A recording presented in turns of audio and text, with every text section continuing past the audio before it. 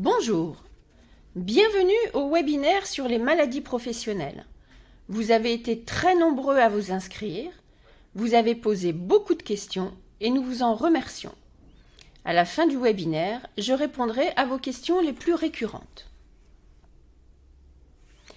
Je suis le docteur Anne Delépine, conseiller médical en santé au travail à l'INRS. Après avoir présenté la définition des maladies professionnelles, je ferai un petit point historique avant de décrire la structure des tableaux et la voie complémentaire. Avec les éléments de procédure, nous verrons les rôles de la victime, de l'employeur et des médecins, ainsi que les prestations versées. Seront évoquées les conséquences du processus de déclaration en reconnaissance en maladie professionnelle, avant de donner quelques chiffres. Nous répondrons ensuite aux questions les plus fréquentes avec quelques éléments de vocabulaire, un focus sur les risques psychosociaux et un autre sur les cancers professionnels.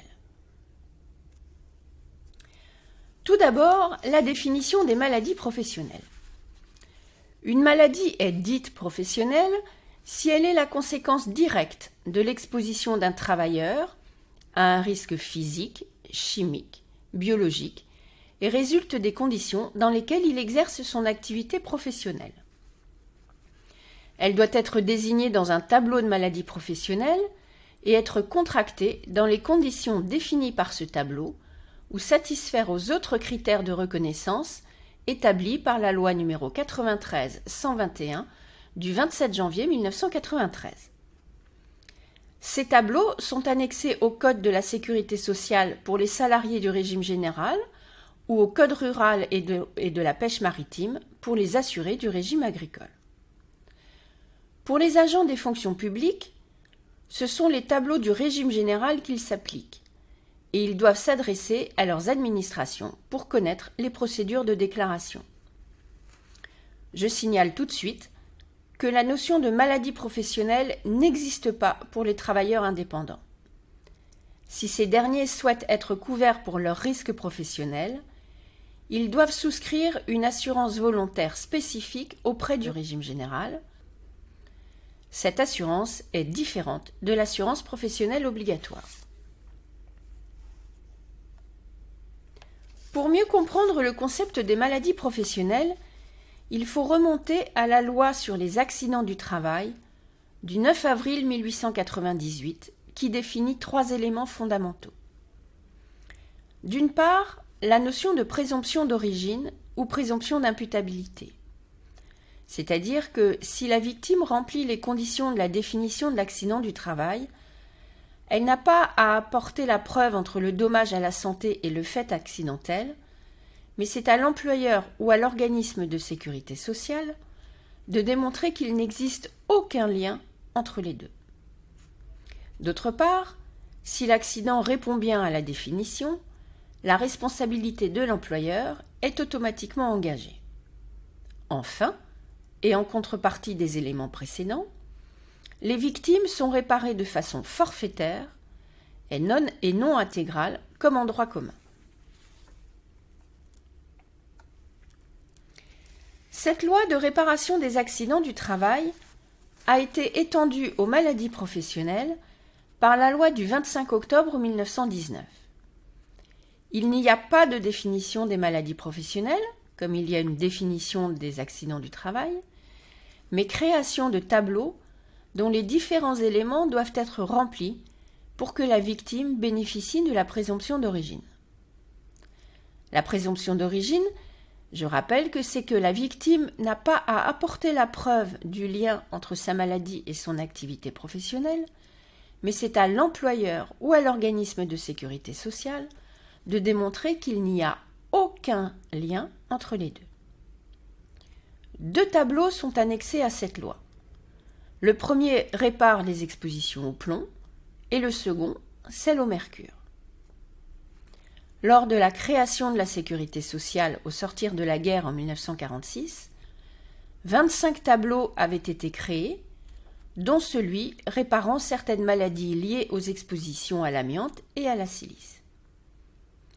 Aujourd'hui, il existe 118 tableaux au régime général et 60 au régime agricole. Ces tableaux sont le résultat d'un consensus social sur la base d'une expertise scientifique faite actuellement par l'Agence nationale de sécurité sanitaire de l'alimentation, de l'environnement et du travail, l'ANSES. Ce consensus se fait entre partenaires sociaux au sein de commissions rattachées d'une part auprès du ministère du Travail pour le régime général et d'autre part auprès du ministère de l'Agriculture pour le régime agricole. Nous arrivons à la description d'un tableau mentionné à l'article L461-1 alinéa 5 du Code de la sécurité sociale. Celui-ci comprend 4 éléments. Un titre qui énonce quelle est la nuisance prise en compte et éventuellement le type de maladie retenue, cancer, allergie. La colonne de gauche qui énonce les maladies ou symptômes qui pourront être réparés. La colonne de droite qui liste les travaux considérés comme susceptibles de provoquer ces maladies. La colonne centrale qui indique le délai de prise en charge et parfois la durée minimale d'exposition au risque.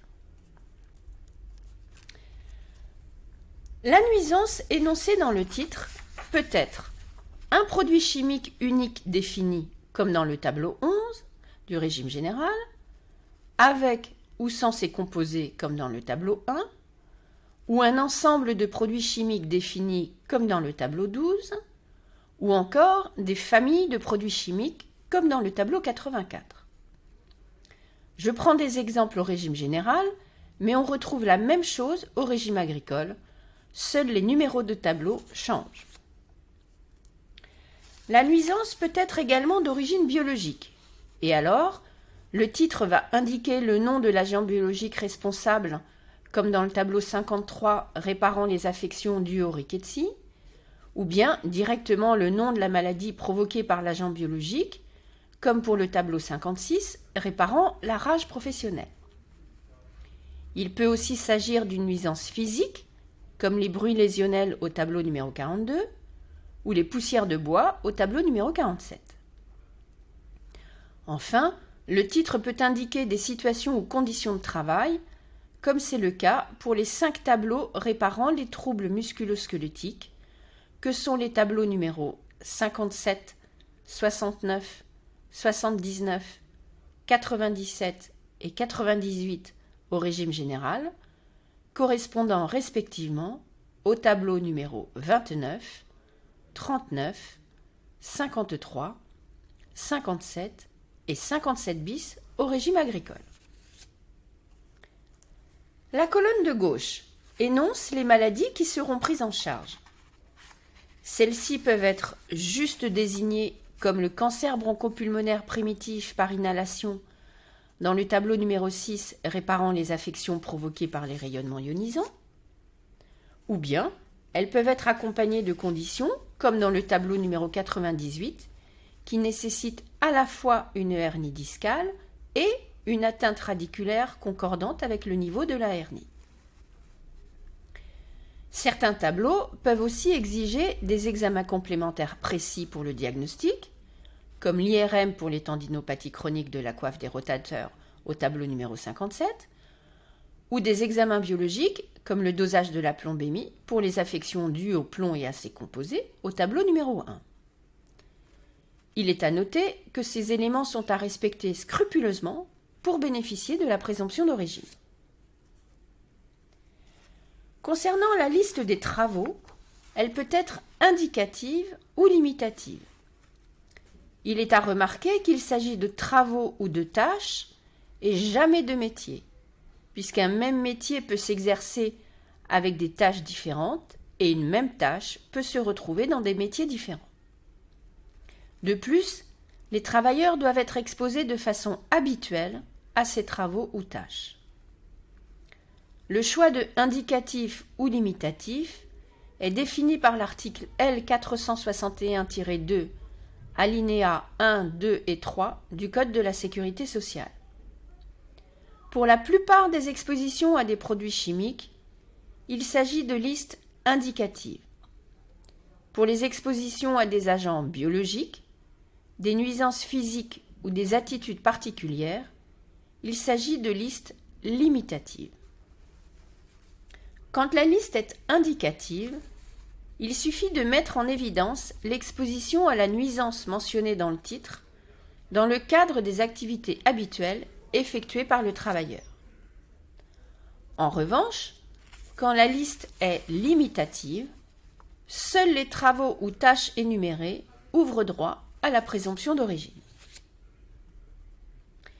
Il est à noter que pour le tableau numéro 57 du régime général comme pour le tableau numéro 39 du régime agricole, la liste limitative n'indique pas des travaux ou des tâches, mais des mouvements qu'il s'agit alors de retrouver dans les activités pratiquées par les travailleurs. La colonne centrale indique le délai de prise en charge. Celui-ci est la durée maximale entre la fin de l'exposition au risque énoncée dans le titre et la date de la première constatation médicale d'une des maladies énoncée dans la colonne de gauche. La fin de l'exposition au risque s'entend quelle qu'en soit la cause. Départ à la retraite, changement de procédé au poste de travail, arrêt maladie ou congé maternité, départ en congé annuel. La première constatation médicale est la date de la première visite médicale pour ce problème de santé, même si le diagnostic précis n'est pas posé ce jour-là. Cette date est établie par le médecin conseil lors de la demande de reconnaissance en maladie professionnelle. Si, à la date de première constatation, la victime est toujours exposée à la nuisance énoncée dans le titre, il n'est pas besoin de tenir compte de ce délai de prise en charge. Ce délai de prise en charge n'a rien à voir avec le délai de prescription, qui est le délai au-delà duquel plus aucune demande de reconnaissance en maladie professionnelle ne peut être instruite. Ce délai de prescription est de 2 ans à partir du moment où la victime a été informée par un certificat médical que sa maladie pourrait être d'origine professionnelle. Le délai de prise en charge est grosso modo la durée moyenne que met la maladie à apparaître cliniquement. Pour les agents biologiques, il correspond à la durée d'incubation. Il est en dizaines d'années pour les cancers, mais en semaines ou en mois pour les allergies ou les troubles musculo-squelettiques. Certains tableaux demandent en plus une durée minimale d'exposition au risque. Cette durée est calculée au moment de la demande de reconnaissance en maladie professionnelle sur la carrière entière en additionnant toutes les périodes d'exposition. En résumé, bénéficie de la présomption d'origine au titre de l'article L. 461-1 alinéa 5 du Code de la sécurité sociale, tout travailleur remplissant les conditions d'un tableau et qui en fait la demande auprès de son organisme de sécurité sociale. Dès qu'un ou plusieurs éléments du tableau ne sont pas remplis, la présomption d'origine disparaît. Toutefois, un système complémentaire mis en place par la loi numéro 93-121 du 27 janvier 1993 permet l'examen de certains dossiers ne remplissant pas les conditions de la présomption d'origine. 2 situations se présentent. Dans le premier cas, selon l'article L. 461-1 sixième alinéa du Code de la sécurité sociale, le travailleur exposé à un risque mentionné dans un des tableaux est victime d'une maladie figurant dans ce tableau, mais une ou plusieurs des autres conditions ne sont pas remplies. Il faudra alors établir que la maladie est directement causée par le travail habituel pour qu'elle soit reconnue d'origine professionnelle. Dans le second cas, le couple nuisance-maladie ne figure dans aucun tableau. Selon l'article L. 461-1 septième alinéa du Code de la sécurité sociale, le dossier peut être examiné si la maladie cause le décès ou si elle entraînerait une incapacité permanente prévisible d'au moins 25%. Ce taux d'incapacité est évalué par le médecin conseil au moment de la demande et ne préjuge pas du taux définitif. Pour être reconnu en maladie professionnelle, il faudra alors établir que la maladie est essentiellement et directement causée par le travail habituel du demandeur. C'est dans ce cadre notamment que sont examinées les demandes de reconnaissance des atteintes à la santé liées à ce que l'on appelle couramment le stress. Dans ce système complémentaire, c'est le Comité régional de reconnaissance des maladies professionnelles, C2RMP, qui va examiner les dossiers. Ce C2RMP est composé d'experts médicaux. Son secrétariat est tenu par la direction régionale du service médical de l'assurance maladie. Il est saisi par l'organisme de sécurité sociale du travailleur et son avis s'impose à cet organisme.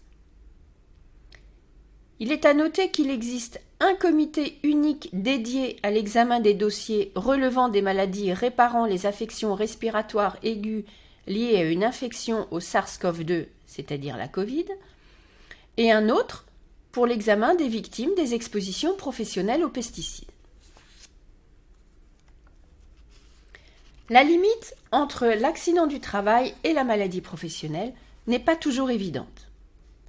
Et certaines maladies ne peuvent être prises en charge que comme complication d'un accident du travail.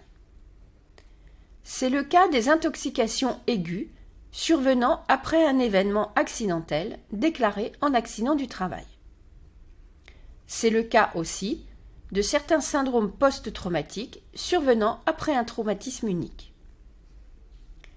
Il en est de même pour les lombalgies chroniques survenant après des atteintes aiguës et n'entrant pas dans le cadre des tableaux réparant les atteintes chroniques du rachis lombaire. Enfin, c'est le cas pour certaines maladies infectieuses, telles que les contaminations professionnelles par le virus du sida. Il est à noter que pour un même problème de santé, il ne peut être demandé à la fois une prise en charge en accident du travail et en maladie professionnelle. Quelques éléments sur la procédure de reconnaissance en elle-même. Il est à noter qu'elle se base sur le principe du contradictoire et nécessite donc de respecter des délais. La première chose à retenir, c'est que c'est la victime ou ses ayants droit si elle est décédée qui est à l'origine de la déclaration, contrairement à l'accident du travail dont la déclaration incombe à l'employeur. Il n'y a pas d'obligation de déclaration. Le dossier se compose d'un formulaire de déclaration à remplir par le demandeur et d'un certificat médical signé par le médecin du choix du demandeur. Le plus souvent, c'est le médecin traitant, mais ce peut être le médecin du travail. Ce certificat doit décrire la maladie, si possible, en utilisant les termes du tableau considéré, et être accompagné des éventuels examens complémentaires demandés par le dit tableau. Le tout est à renvoyer à la caisse de sécurité sociale dont dépend le demandeur. Les documents à remplir se trouvent sur le site Amélie pour le régime général et sur celui de la Mutualité sociale agricole pour le régime agricole. Quand reconnaissance en maladie professionnelle il y a, par la voie des tableaux ou la voie complémentaire, celle-ci est acquise pour la victime, quelles que soient les démarches faites ultérieurement par l'employeur. Pour la victime, une fois acquise, il n'est pas possible de renoncer à cette reconnaissance. Enfin, la reconnaissance en maladie professionnelle n'est pas synonyme d'arrêt de travail, d'inaptitude ou de licenciement. À noter que dès le dépôt du dossier, il est remis à la victime une feuille d'accident du travail ou de maladie professionnelle qui lui permettra de bénéficier du 100% avec tiers payant pour tous les soins nécessaires au traitement de sa maladie, dans la limite du tarif de la sécurité sociale, bien sûr. Du côté de l'employeur, il n'y a aucune obligation en termes de déclaration, contrairement à l'accident du travail. C'est l'organisme de sécurité sociale qui informe l'employeur de la déclaration faite par la victime. Quand la déclaration est faite alors que la victime ne travaille plus, demandeur d'emploi ou retraité, par définition, c'est le dernier employeur connu qui est informé, même si ce n'est pas lui qui a généré le risque à l'origine de la maladie. La reconnaissance en maladie professionnelle a un impact sur le taux de cotisation accident du travail et maladie professionnelle que tout employeur doit verser systématiquement à la sécurité sociale. Celui-ci est fonction de la taille de l'entreprise, du nombre et de la gravité des sinistres. Si le dernier employeur connu démontre qu'il n'est pas à l'origine du risque, il n'y aura pas d'incidence sur son taux de cotisation. Quand la victime émarge toujours aux effectifs de l'entreprise, il y a une incidence sur le maintien dans l'emploi qui sera étudiée avec le médecin du travail en fonction de l'état de santé de la victime.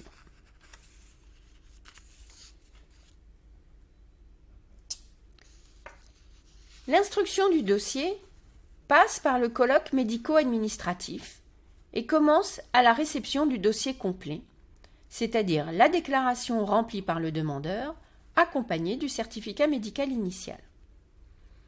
Si le demandeur est toujours en activité, il lui sera demandé en plus une attestation de salaire. Le médecin conseil s'assure du respect des conditions médicales énoncées dans la colonne de gauche du tableau, fixe la date de première constatation médicale, cible les investigations à effectuer et indique la possibilité d'une saisine du C2RMP. Le gestionnaire administratif diligente les investigations qui peuvent se faire par questionnaire envoyé aux deux parties et ou par enquête sur site. Quand le dossier doit passer au C2RMP, l'enquête est systématique.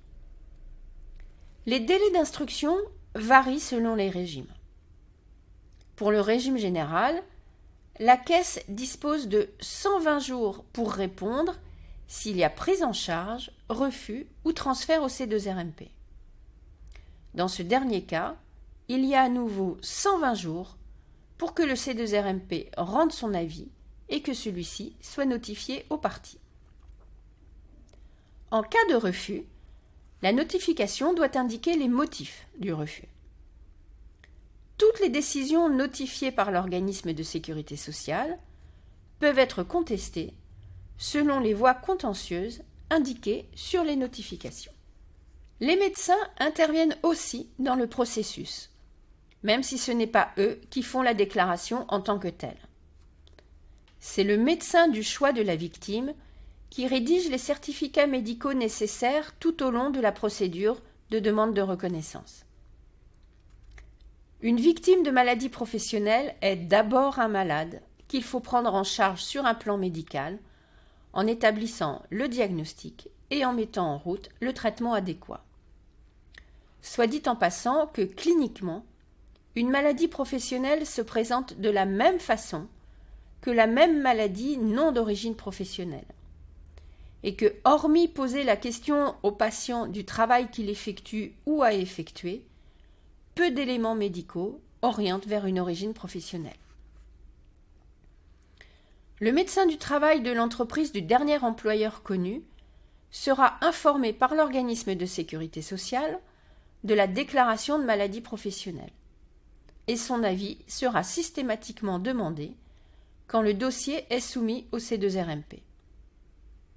Cet avis motivé sur le lien entre la maladie et l'activité professionnelle est important quand il s'agit de maladies hors tableau, en particulier pour les atteintes à la santé mentale. On retrouve ici tout l'intérêt des différents documents de traçabilité des expositions et l'importance de renseigner de façon pertinente le dossier médical en santé au travail. Cet avis est couvert par le secret médical et ne sera accessible à l'employeur que par l'intermédiaire d'un médecin désigné par la victime. Le médecin du travail proposera des adaptations du poste de la victime en fonction de son état de santé et avec le service de prévention et de santé au travail, il devra concourir à prévenir la survenue de nouvelles maladies professionnelles chez d'autres travailleurs. Passons aux prestations versées à la victime et aux conséquences de la reconnaissance en maladie professionnelle. Ces prestations sont les mêmes que la maladie soit reconnue au titre des tableaux ou par le biais des C2RMP. Et pour information, elles sont les mêmes également que celles consécutives à un accident du travail. Les prestations en nature consistent en la prise en charge à 100% du tarif de la sécurité sociale et en tiers payant des soins médicaux et chirurgicaux, des frais d'analyse ou de pharmacie et à 150% des prothèses dentaires et de certains appareillages comme les fauteuils roulants nécessités par la maladie. En cas d'arrêt de travail nécessité par la maladie, encore une fois, celui-ci n'est pas automatique, il y aura versement d'indemnités journalières dont les montants sont différents de ceux versés en maladie non professionnelle. Du 1er au 28e jour d'arrêt, l'indemnité journalière représente 60% du salaire journalier dans la limite du salaire plafond de la sécurité sociale. À partir du 29e jour d'arrêt, ce montant est porté à 80%. Le calcul est effectué sur le salaire brut du mois précédant l'arrêt. Il est à noter que pendant la procédure d'instruction, les indemnités journalières sont celles du régime maladie et il y aura régularisation si la reconnaissance en maladie professionnelle est notifiée. Enfin, tous ces calculs ne tiennent pas compte des régimes de prévoyance que les entreprises peuvent mettre en place. Lorsque l'état de santé est consolidé, c'est-à-dire qu'il n'évolue plus, le médecin conseil évaluera les séquelles et fixera un taux d'incapacité permanente selon le barème indicatif d'invalidité des maladies professionnelles. Si le taux est compris entre 1 et 9%, il sera versé un capital fixe en une seule fois. Grosso modo, un point vaut environ 400 € et 9 points valent 4 192,80 €. Si le taux d'incapacité permanente est supérieur ou égal à 10%, il sera versé une rente dont le mode de calcul varie en fonction du taux. De 10 à 50%, la rente correspond au taux divisé par 2. Par exemple, un taux de 15% entraîne une rente de 7,5% du salaire. Et pour les taux supérieurs à 50%, le calcul est 25 plus le taux d'incapacité permanente moins 50 multiplié par 1,5. Ainsi, un taux de 75% entraînera une rente de 25 plus 75 moins 50 égale 25 multiplié par 1,5 égale 37,5, soit un total de 62,5% du salaire. La rente est calculée sur le salaire des 12 mois précédant l'arrêt en tenant compte de plafonds. Cette rente est versée à vie et s'ajoute aux autres revenus. Et dans certains cas, une partie de la rente peut être versée aux ayants droit après le décès. La reconnaissance en maladie professionnelle a aussi des effets sur l'emploi, avec obligation pour l'employeur de reclasser le salarié s'il ne peut plus occuper son poste. Si le licenciement est inéluctable, il y aura doublement des indemnités légales de licenciement. Et enfin, les victimes ayant un taux d'incapacité supérieur à 10% sont automatiquement bénéficiaires de la loi sur le handicap. Le processus de déclaration en maladie professionnelle implique, pour les victimes qui sont toujours en activité professionnelle, la levée du secret médical auprès de leur employeur, puisque celui-ci est informé par la déclaration faisant mention de la maladie en cause. Toutefois, il faut bien voir que ces impacts sont avant tout liés à l'état de santé et à la capacité à tenir son poste, et non à la reconnaissance en maladie professionnelle en tant que telle. La deuxième conséquence concerne l'aspect financier. En effet, pour les victimes toujours en activité, les maladies professionnelles les plus souvent reconnues sont les troubles musculo-squelettiques ou les allergies, pour lesquels les taux d'incapacité permanente sont plutôt faibles, rarement au-delà de 20% et plus souvent autour de 10%. Et donc, le capital ou la rente compense rarement la perte de salaire liée à un licenciement éventuel. Pour les maladies survenant quand la victime n'est plus en activité, ces conséquences ne s'appliquent pas, bien sûr, et on est plutôt face au choc de l'annonce, puisque le plus souvent, il s'agit de maladies cancéreuses ou dégénératives pouvant mettre en jeu le pronostic vital. On est alors confronté au problème de retrouver la réalité des expositions passées. C'est là que peuvent intervenir les centres de consultation de pathologie professionnelle en aidant à la reconstitution des expositions. Voyons rapidement quelques données chiffrées. Le nombre de maladies professionnelles reconnues est en constante augmentation depuis le début des années 90. Cette croissance est essentiellement liée aux troubles musculo-squelettiques, avec en tête le tableau numéro 57, affection périarticulaire provoquée par certains gestes et postures de travail, qui représentait à lui seul, en 2019, plus de 81% des maladies professionnelles reconnues. Viennent ensuite les maladies liées aux expositions à l'amiante, tableau 30 et 30 bis, qui représentent 5% des maladies professionnelles reconnues. Viennent ensuite, enfin, les troubles de l'audition liés au bruit lésionnel, numéro 42, qui représentent 1% des reconnaissances. Au régime agricole, on retrouve la même progression et la même prédominance des troubles musculo-squelettiques. Tableau numéro 39, 57 et 57 bis, qui représentent à eux trois environ 90% des reconnaissances. Le risque amiante, numéro 47 et 47 bis, est moins reconnu au régime agricole, de même que les risques liés au bruit, numéro 46. En revanche, le régime agricole dispose de 2 tableaux réparant les expositions professionnelles aux pesticides, numéro 58 pour la maladie de Parkinson et numéro 59 pour certaines atteintes du système sanguin. En conclusion, les maladies professionnelles sont une notion médico-légale. La présomption d'origine permet une reconnaissance d'un grand nombre d'entre elles.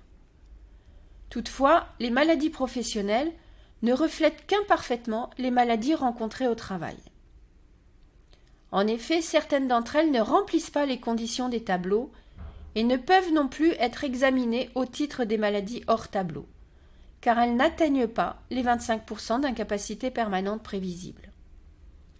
C'est le cas notamment des allergies à des produits ne figurant dans aucun tableau, du moins au régime général.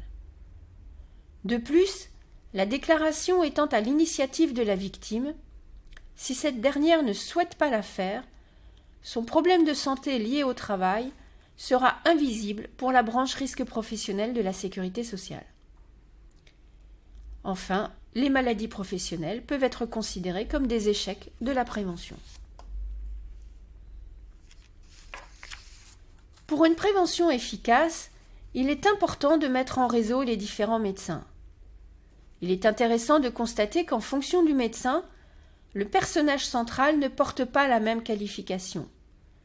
Salarié ou travailleur pour le médecin du travail, patient malade pour le médecin traitant, assuré social pour le médecin conseil, montrant ainsi que chaque médecin n'en voit qu'une partie. Bien sûr, ces relations entre ces médecins ne peuvent se faire qu'avec l'accord du travailleur patient assuré, mais plus tôt le médecin du travail sera alerté sur les problèmes de santé du travailleur, moins complexes, peut-on espérer, que seront les modifications du poste de travail à mettre en place pour éviter l'aggravation de son état de santé. Nous allons apporter maintenant quelques réponses aux questions les plus fréquemment posées lors de votre inscription. Quelle différence y a-t-il entre invalidité, incapacité, reconnaissance comme travailleur handicapé? Les maladies liées aux risques psychosociaux peuvent-elles être reconnues en maladie professionnelle? Et enfin, quels sont les cancers professionnels les plus fréquents? Quelques astuces de vocabulaire qui aident à s'y retrouver. Quand il est fait mention d'invalidité, c'est que l'on est dans la réglementation maladie qui s'applique à tout assuré social. Elle correspond à une réduction de la capacité de travail et il y a 3 catégories. Quand il est fait mention d'incapacité, c'est que l'on est dans la réglementation accident du travail maladie professionnelle, il s'agit de l'évaluation des séquelles et le taux est un chiffre entier. Pour un même problème de santé, l'incapacité et l'invalidité sont incompatibles simultanément. En clair, pour un même problème de santé, il ne peut être demandé la reconnaissance en maladie professionnelle et une prise en charge en invalidité.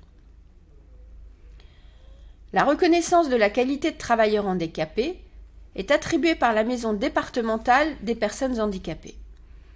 Elle relève du champ du handicap. Le taux d'incapacité attribué est fonction de la déficience, selon un barème différent de celui des accidents du travail ou des maladies professionnelles. La reconnaissance de la qualité de travailleur handicapé est compatible aussi bien avec une invalidité qu'avec une reconnaissance de maladie professionnelle. Elle ouvre des possibilités, notamment pour le maintien en emploi, avec, entre autres, le recours à l'association de gestion du Fonds pour l'insertion professionnelle des personnes handicapées, AGFIP, pour les aménagements de poste.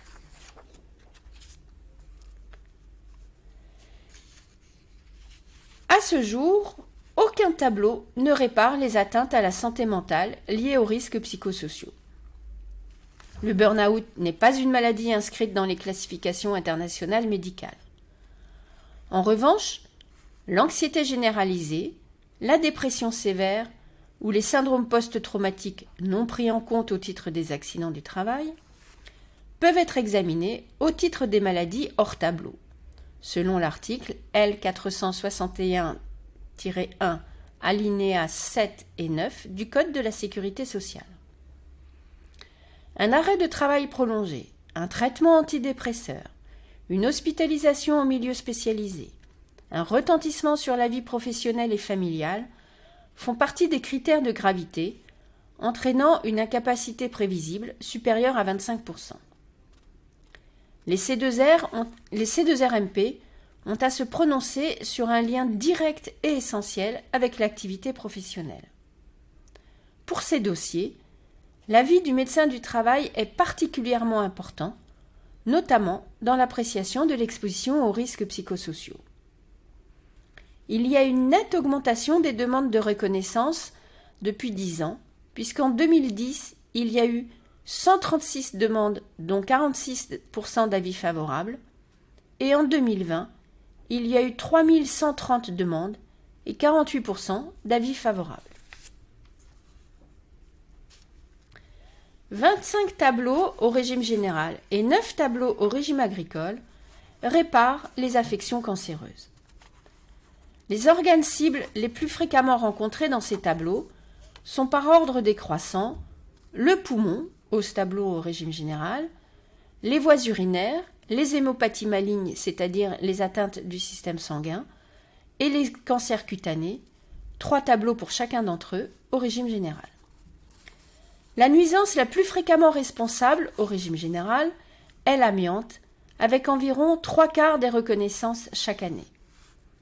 Viennent ensuite les cancers de vessie liés aux amines aromatiques et les cancers liés au brai de houille, puis les cancers nasocinusiens liés aux poussières de bois, et enfin les hémopathies liées au benzène ou au rayonnement ionisant. Le nombre de reconnaissances a triplé en 20 ans, passant de 540 cas en 1998 à 1940 cas en 2019.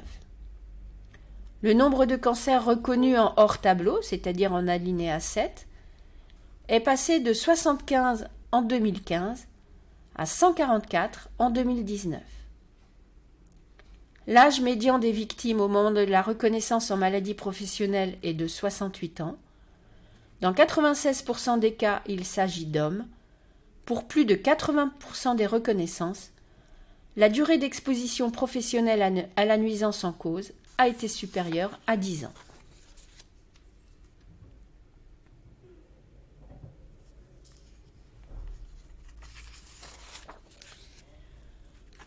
les tableaux de maladies professionnelles des deux régimes peuvent être consultés sur la base de données maladies professionnelles de l'INRS à l'adresse www.inrs.fr/mp. Sur la page d'accueil, outre le moteur de recherche, une rubrique Adresses utiles permet d'accéder aux adresses des centres de consultation de pathologie professionnelle par région. Un travail d'indexation permet de faire une recherche par nuisance ou activité, par maladie, par numéro CAS pour les produits chimiques et par les termes des tableaux. Un accès direct à la liste des maladies est également possible.